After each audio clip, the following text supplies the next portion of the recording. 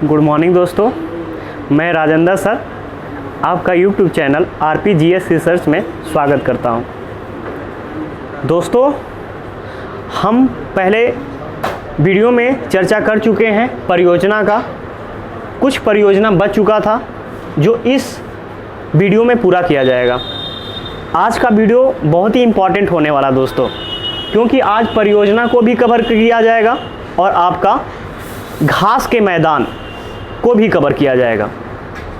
हम लोग tiger project, गिद्ध अभयारण्य, हाथी परियोजना और आपके कई परियोजनाओं पे चर्चा कर चुके हैं। आज जिस परियोजना पे चर्चा किया जाएगा, पहला परियोजना है कस्तूरी मृग परियोजना। इस परियोजना की जो शुरुआत की गई थी 1970 में किया गया था।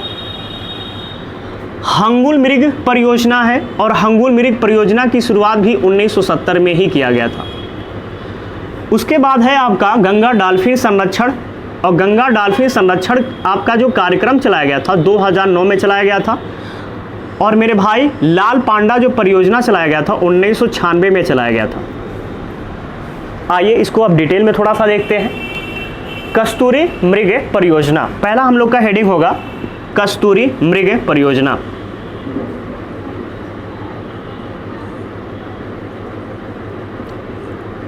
परियोजना,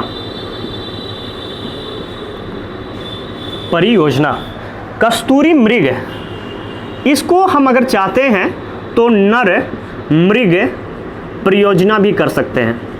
परियोजना, योजना देखिए, कस्तूरी मृग परियोजना अर्थात नर मृग परियोजना, जो इसकी शुरुआत किया गया था बच्चों,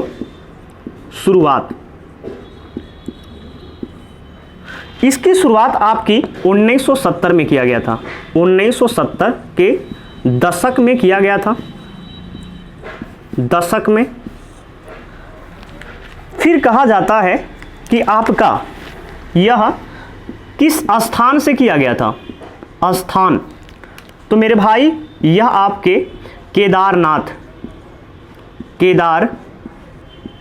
है अभयारण्य, केदारनाथ अभयारण्य से किया गया था। और केदारनाथ अभयारण्य कहाँ स्थित है, तो उत्तराखंड में स्थित है, उत्तराखंड में। आइए थोड़ा सा इस पे चर्चा करते हैं। जो कस्तूरी मृग परियोजना है, देखिए यह जो मृग है यह आपका पर्यायवाची शब्द है हिरण का, और जिस हिरण में कस्तूरी पाया जाता है उसी को हम बोलते हैं नर मृग परियोजना। और जिस हिरण में आपकी कस्तूरी पाई जाती है वह आपका नर में पाया जाता है, मादा में नहीं। मतलब नर को बोलते हैं पुरुष और मादा को बोलते हैं स्त्री। तो आपका जो कस्तूरी पाया जाता है वह नर मृग में पाया जाता है, नर हिरण में पाया जाता है। और कस्तूरी प्राप्त करने के लिए आपका मृग की हत्या कर दी जाती है, इसको मार दिया जाता है, इसको शिकार कर दिया जाता है। कस्तूरी क्या होता है, यह हिरण के गर्भ में पाया जाता है, जिसको नाभि बोलते हैं। इसके हिरण के नाभि में आपका कस्तूरी पाया जाता है। और कस्तूरी का सबसे उपयोगी चीज यह होता है कि यह बहुत ही गंध देता है, सुगंध, खुशबू देता है। मान लीजिए मृग को तो मारते हैं, उसको खाल के लिए मारा जाता है, उसके सींग के लिए मारा जाता है, लेकिन जो नर मृग होते हैं उनको जो मारा जाता है, उनका जो शिकार किया जाता है वह कस्तूरी के लिए किया जाता है। और कस्तूरी खरीदने वाले भी बहुत शौकीन लोग होते हैं, अपने घर में रख देंगे और घर में कोई प्रवेश करता है तो एक गजब का खुशबू देगा। जैसे स्प्रे घर में मार देते हैं, आप लोग प्रयोग करते होंगे तो वह महकता है, वैसी कस्तूरी भी बहुत ही सुंदर सुगंध देता है। इसलिए नर मृग को क्या किया जाता है, उसका शिकार कर दिया जाता है। इसके शिकार के कारण आपके जो नर मृग है, नर आपके मृग हैं, वह क्या हो रहे हैं, धीरे धीरे लुप्त हो जा रहे हैं और लुप्त होने के कगार पे भी है। इसलिए आपके एक संस्था है जिसका नाम है IUCN। IUCN आपका जो संस्था है इसको संकटाग्रस्त घोषित कर दिया है। संकटाग्रस्त। कस्तूरी के लिए इसको मारा जाता है, इसलिए इसकी संख्या धीरे धीरे क्या हो रहा है, कम हो रहा है। इसलिए IUCN, अब IUCN क्या है, एक संस्था है मेरे भाई, इसका फुल फॉर्म होगा union, international union for conservation of nature. इसकी जो स्थापना किया गया था 1948 में किया गया था। इसका मुख्यालय मेरे भाई स्विट्जरलैंड के ग्लैंड शहर में है। यह क्या करता है, तो रेड डाटा बुक जारी करता है, और यह जो भी आपका जीव या पेड़ पौधे हैं अगर वह खतरे में है तो उनको बचाने का प्रयास करता है IUCN। वैसे आपकी कस्तूरी मृग को भी संकटाग्रस्त घोषित कर दिया IUCN, उसको बचाए जाने का प्रयास किया जा रहा है। अगर आप कस्तूरी मृग को मारते हैं, नर हिरण को आप शिकार करते हैं, तो आपको दंड दिया जाएगा, यह कानून बना है आपका। फिर बात करते हैं कि जो कस्तूरी मृग है यह कहाँ पाया जाता है, तो मेरे भाई नर मृग में पाया जाता है, और इसके 2 अभयारण्य बहुत ही प्रसिद्ध हैं। एक पहला, जो पहले अभयारण्य की बात करेंगे वह आपका है शिकारी देवी का अभयारण्य, शिकारी देवी का अभयारण्य। और दूसरा जो अभयारण्य है यह आपका है बद्रीनाथ, बद्रीनाथ का अभयारण्य।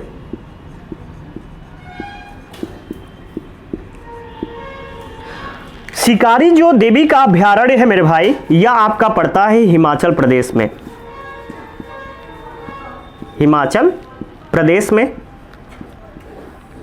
और आपका जो बद्रीनाथ है यह आपका पड़ता है उत्तराखंड में। यह 2 आपका कस्तूरी मृग परियोजना का अभयारण्य है जहां पे उनको संरक्षित किया जाता है। इसकी शुरुआत 1970 के दशक में किया गया था। स्थान कहां था, केदारनाथ अभयारण्य था। इसको किसने संकटाग्रस्त घोषित कर दिया है, तो IUCN ने इसको क्या कर दिया है, संकटाग्रस्त घोषित कर दिया है। शिकारी देवी अभयारण्य कहां पे है, तो हिमाचल प्रदेश में है। और बद्रीनाथ अभयारण्य कहां पे है, तो आपका उत्तराखंड में है। यह था आपका कस्तूरी मृग परियोजना। आइए नेक्स्ट परियोजना पे चर्चा करते हैं। जो आपका नेक्स्ट परियोजना है मेरे भाई, यह आपका है हंगुल मृग परियोजना, हंगुल मृग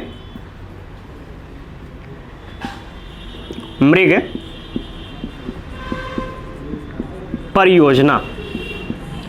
जो हंगुल मृग परियोजना है, यह देखिए इसकी भी शुरुआत 1970 के दशक में ही किया गया था। और मेरे भाई जो स्थान था वह दाचीग्राम राष्ट्रीय उद्यान, और दाचीग्राम राष्ट्रीय उद्यान कहाँ पड़ता है, जम्मू कश्मीर में। तो इसकी शुरुआत कब किया गया था, 1970 के दशक में। और कहाँ से किया गया था, तो दाचीग्राम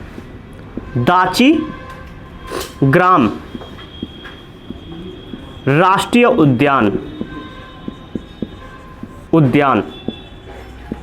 और मेरे भाई दाचीग्राम राष्ट्रीय उद्यान कहाँ पे है, तो यह आपका है जम्मू कश्मीर में, जम्मू कश्मीर में। मेरे भाई इनकी भी जब संख्या धीरे धीरे कम होने लगे तो IUCN ने क्या कर दिया, IUCN ने इन्हें क्या कर दिया कि संकटाग्रस्त घोषित कर दिया। संकटाग्रस्त मतलब इनकी धीरे धीरे संख्या विलुप्त होने लगे, कम होने लगे, इसलिए इनको बचाए जाने का प्रयास किया जाता है। और जो संस्था करती है उस संस्था का नाम है IUCN। मेरे भाई जो आपके हंगुल मृग परियोजना है यह आपका 1970 के दशक से स्टार्ट किया गया था। और कहां से किया गया था, दाचीग्राम राष्ट्रीय उद्यान जम्मू कश्मीर से। और आप लोग जानते होंगे कि जम्मू कश्मीर आपका 2019 से केंद्र शासित प्रदेश बन गया है। एक है जम्मू कश्मीर और दूसरा है लद्दाख। और आप लोग को पता भी होगा कि जम्मू कश्मीर के हमारे ही जिले के गाजीपुर के मनोज सिन्हा जी यहाँ के क्या हैं, उपराज्यपाल हैं। और आपको सबसे बड़ी बात यह है कि जम्मू कश्मीर जिस परियोजना जो हम परियोजना पढ़ रहे हैं वह परियोजना आपका है जम्मू कश्मीर से रिलेटेड। और जम्मू कश्मीर का जो राजकीय पशु है वह क्या है, हंगुल मृग। तो आइए उसको भी लिख लेते हैं। जम्मू कश्मीर का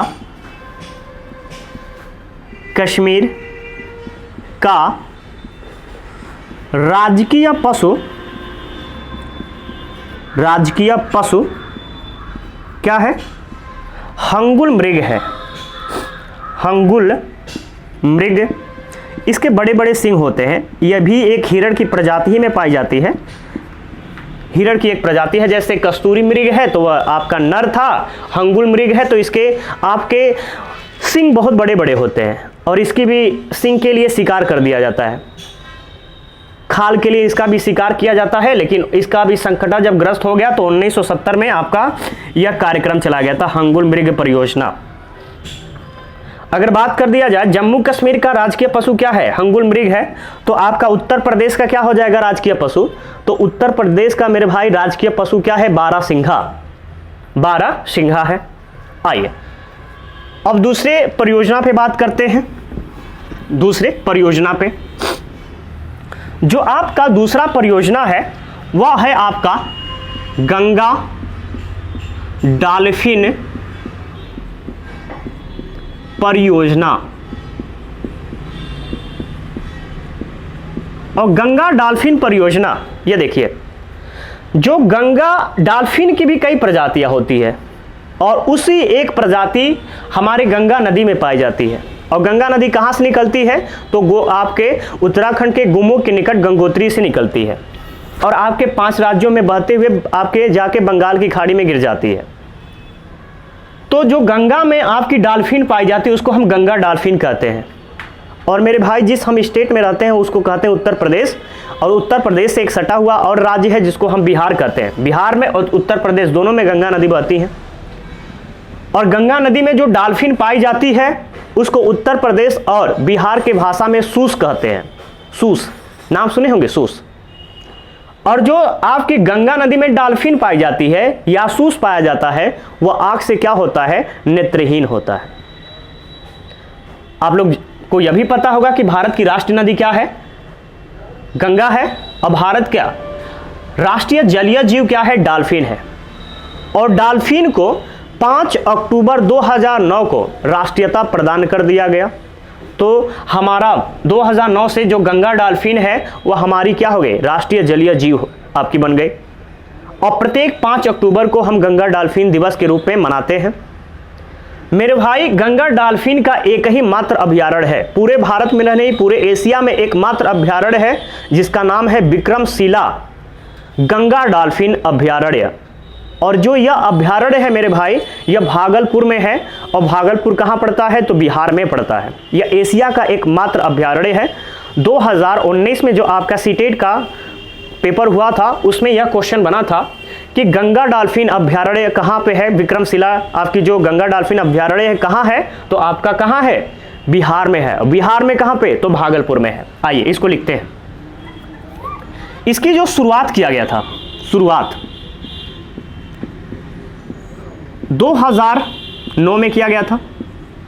2009 में यह भी इस संकटा ही ग्रस्त है। IUCN ने इनको भी संकटाग्रस्त कर दिया है। अब देखिए कहा जाता है कि भारत सरकार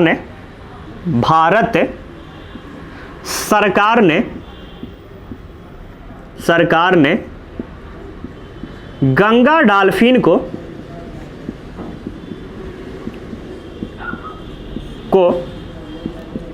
राष्ट्रीय जलीय जीव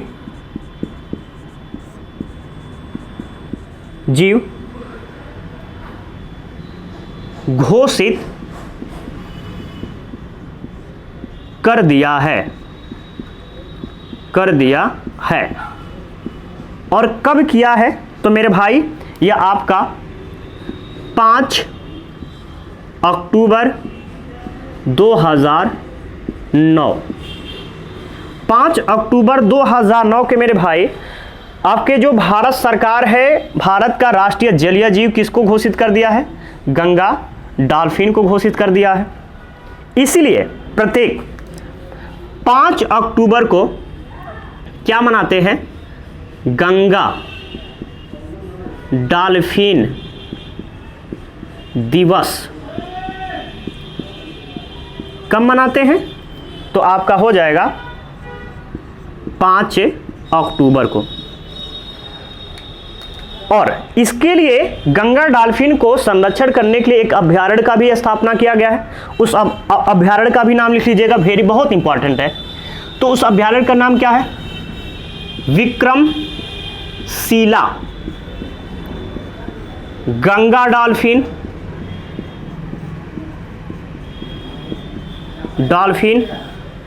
अभ्यारण्य।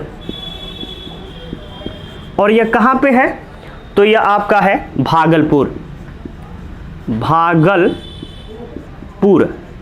और भागलपुर कहां पड़ता है? तो बिहार में पड़ता है, और लिख लीजिएगा एशिया का एकमात्र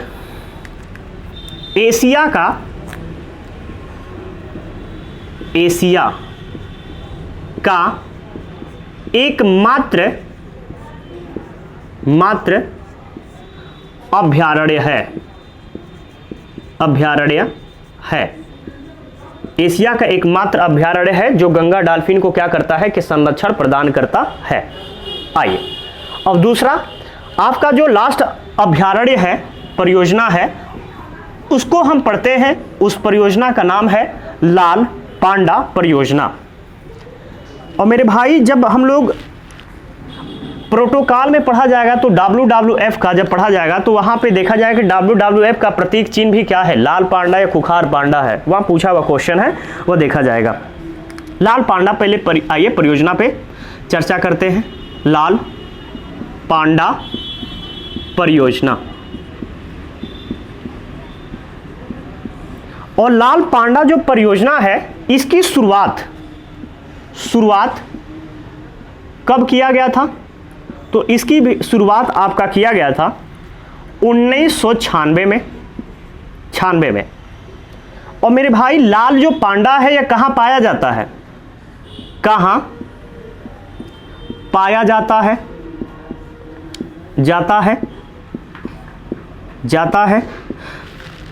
तो यह आपका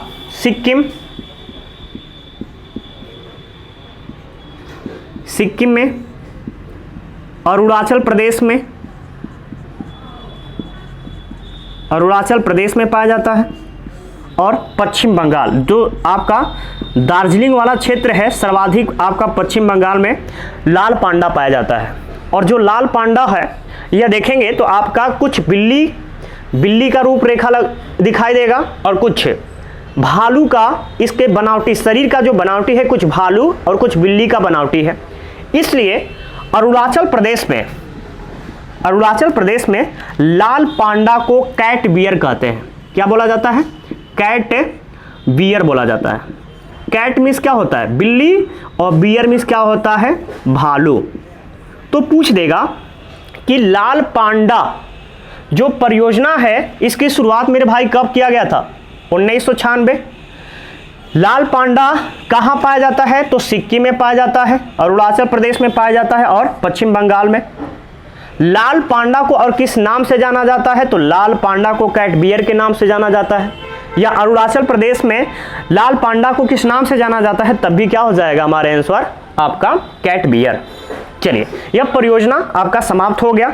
इस परियोजना में से एक क्वेश्चन आपका एग्जाम में जरूर आएगा, क्योंकि आपके सिलेबस में है, और सिलेबस से रिलेटेड अगर हम लोग पढ़ते हैं तो हम पर्यावरण में आपका जितना आएगा वह उतना क्वेश्चन हम लोग कर सकते हैं।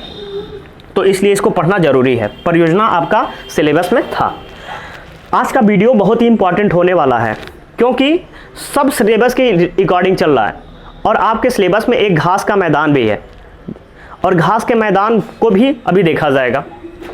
मेरे भाई जो घास का मैदान पाया जाता है वह पूरे विश्व में पाया जाता है। आपके 7 महाद्वीप हैं, 7 महाद्वीप में से एक महाद्वीप को छोड़कर 6 महाद्वीप में आपके घास पाए जाते हैं। और एक महाद्वीप कौन सा है जिस पे घास नहीं पाया जाता है? तो वह है आपका अंटार्कटिका महाद्वीप आपका एकदम, वहाँ पे घास ही नहीं पाया जाता है। क्यों नहीं पाया जाता है? क्योंकि ध्रुवों पर स्थित है, और जब ध्रुवों पर स्थित है तो सूर्य का किरण पहुँच ही नहीं पाता है, इसलिए क्या होता है कि वहाँ पे घास नहीं पाया जाता है। तो कभी पूछ दे कि किस महाद्वीप पर कोई घास नहीं पाया जाता है, तो आपका अंटार्कटिका महाद्वीप पे घास नहीं पाया जाता है। 6 महाद्वीपों पे घास पाया जाता है, जिस पे हम आज क्या करेंगे, चर्चा किया जाएगा। तो हेडिंग डालते हैं घास का मैदान। और घास के मैदान को भी 2 भागों में बांटा गया है। जो आपका पहला बांटा गया है वह है उष्णकटिबंधीय, उष्णकटिबंधीय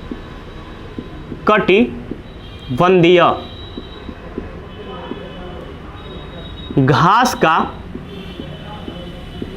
का मैदान।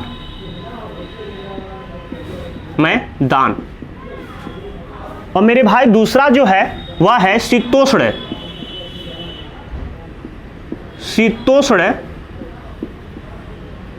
कटिबंधीय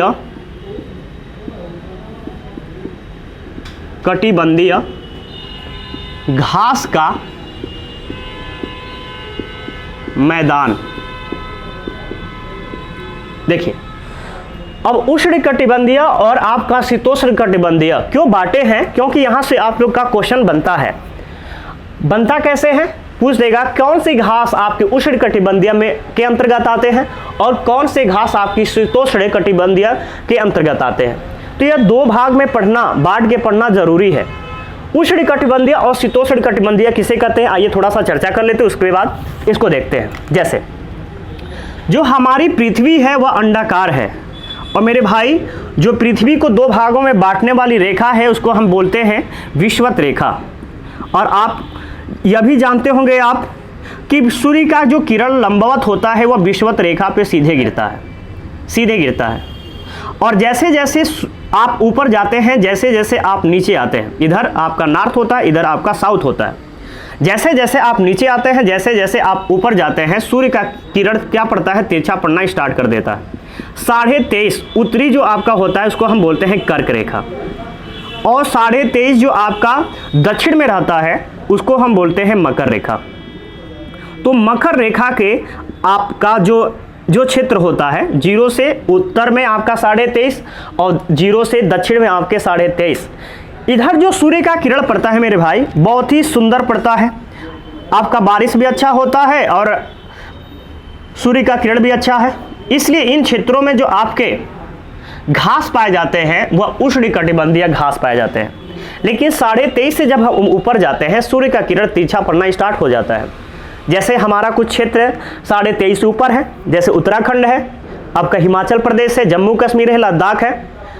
जैसे जैसे आप ऊपर जाएंगे सूर्य का किरण जब नहीं पड़ता है तो क्या होता है कि वहां पे आपका बर्फ गिरना स्टार्ट हो जाएगा। ठंडा जो होता है उसको बर्फ गिरना स्टार्ट होगा तो वह किस में आ जाता है, शीतोष्ण। जब ठंडा पड़ता है तो क्या बोलते हैं, शीत बोलते हैं, और उसी शब्द से निकला है शीतोष्ण। जो शीतोष्ण अर्थात जो 23.5 उत्तरी अक्षांश या 23.5 दक्षिणी अक्षांश से जो नीचे घास पाए जाते हैं उसको हम शीतोष्ण बोलते हैं। और जो 0 से 23.5 ऊपर और 23.5 जो नीचे, इसके अंदर में जो घास पाए जाते हैं उसको हम बोलते हैं उष्णकटिबंधीय घास के मैदान। आइए अब घास के मैदानों पर चर्चा करते हैं।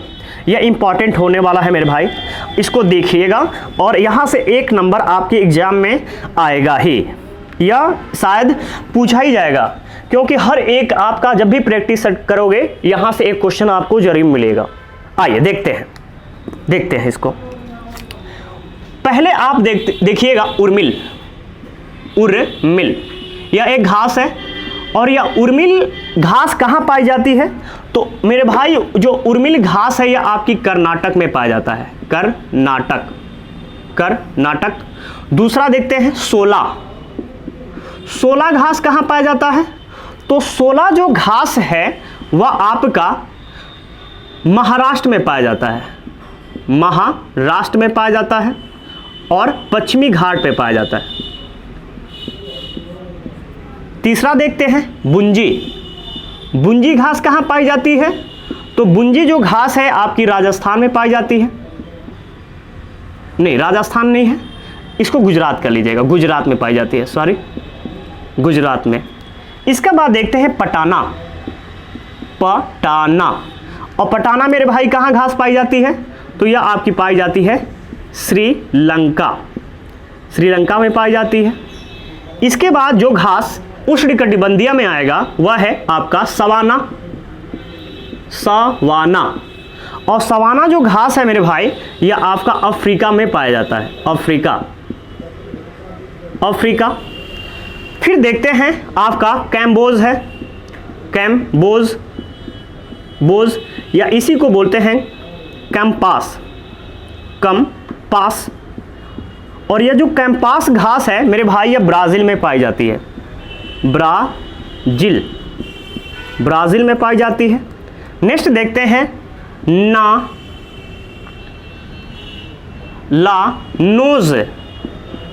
लानोज घास कहाँ पाया जाता है? तो लानोज जो घास है वह मेरे भाई वेनेजुएला में पड़ता है।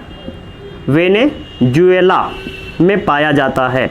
वेनेजुएला। फिर आपका पाया जाता है ग्रान चाको घास। और ग्रान चाको घास कहाँ मेरे भाई पाया जाता है? तो उत्तरी अर्जेंटीना। उत्तरी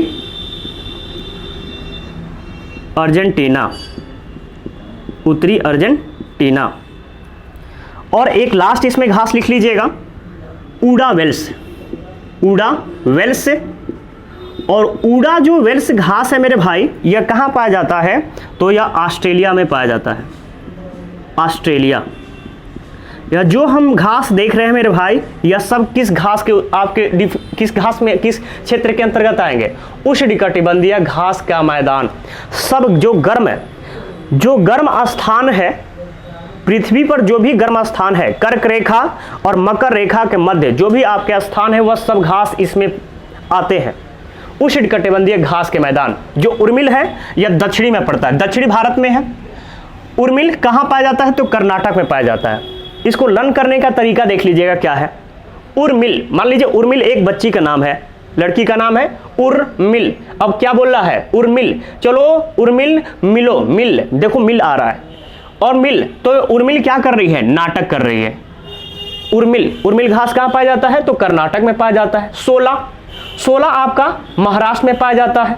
बुंजी, देखिए इसमें ज आ रहा है और गुज, बुंजी गुज्जी। अब बुंजी गुज्जी कहाँ पाया जाता है? गुजरात में। पटाना कहाँ है? तो यह श्रीलंका में है।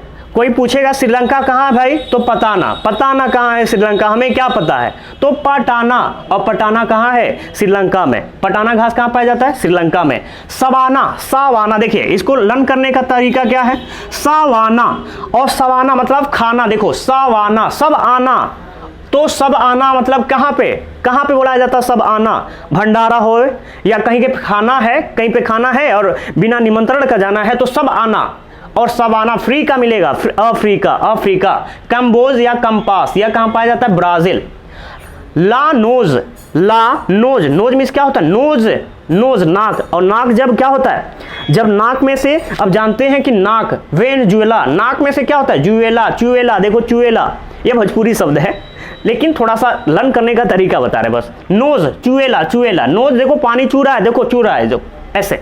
ग्रान चाको उत्तरी अर्जेंटीना। और ऊडा वेल्स मेरे भाई कहाँ पाया जाता है? ऑस्ट्रेलिया में पाया जाता है। फिर आगे देखिए शीतोष्ण कटिबंधीय घास के मैदान में जो घास पाई जाती है उनको, जो ठंडी इलाकों में जो घास पाया जाता है मेरे भाई, आइए उस पर चर्चा करते हैं। तो पहला जो घास आपका पाया जाएगा इसमें, पहले भारत में देखते हैं उसके बाद विदेश में देखते हैं विदेशों को। घास में आपका पहला जो घास है गुलमर्ग और सोनमर्ग।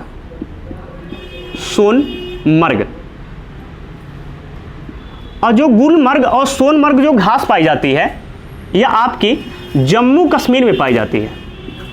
जम्मू कश्मीर। दूसरा देखते हैं बुग्याल और पयार। यह जो घास मेरे भाई पाया जाता है यह उत्तराखंड में पाया जाता है। उत्तराखंड में। आइए नेक्स्ट देखते हैं तीसरा प्रेयरी। और प्रेयरी घास कहाँ पाई जाती है? तो एशिया में, कनाडा में और आपका उत्तरी अमेरिका में भी पाया जाता है। उत्तरी अमेरिका।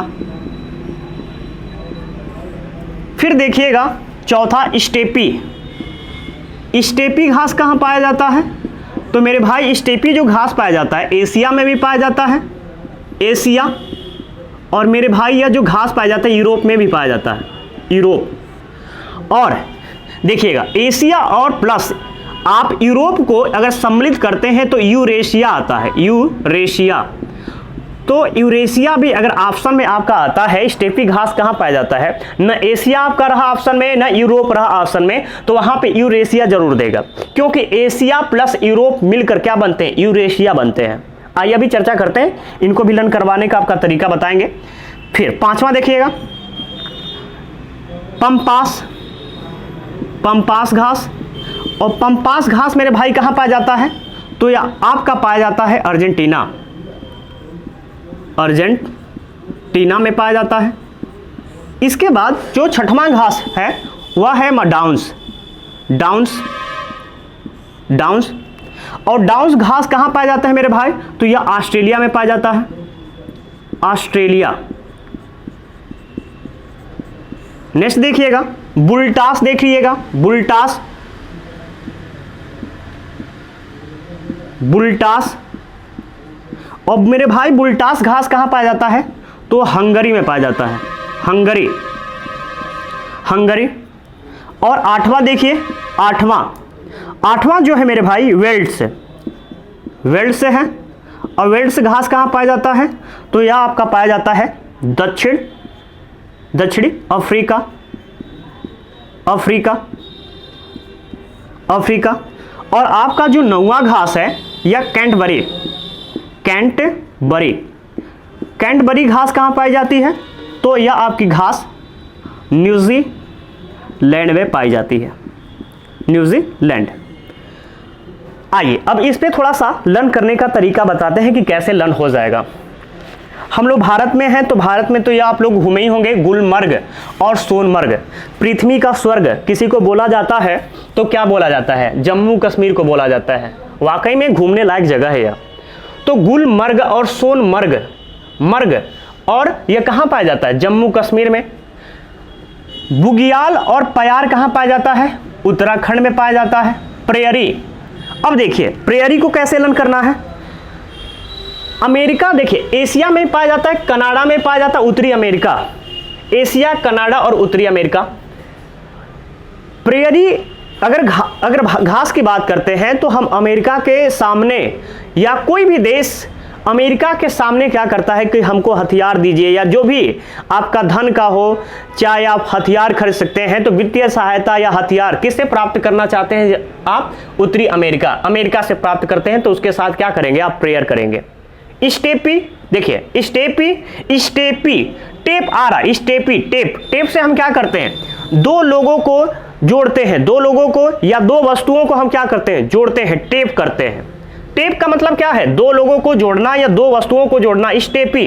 तो एशिया और प्लस यूरोप को जोड़ रहे हैं तो हम क्या बन रहा है आपका? यूरेशिया। मतलब एशिया और यूरोप को हम जोड़ते हैं किससे? टेप से। तो स्टेपी घास कहाँ पाई जाती है? एशिया और यूरोप में। पंपास, पंपास का क्या है? पंप करते हैं और पास।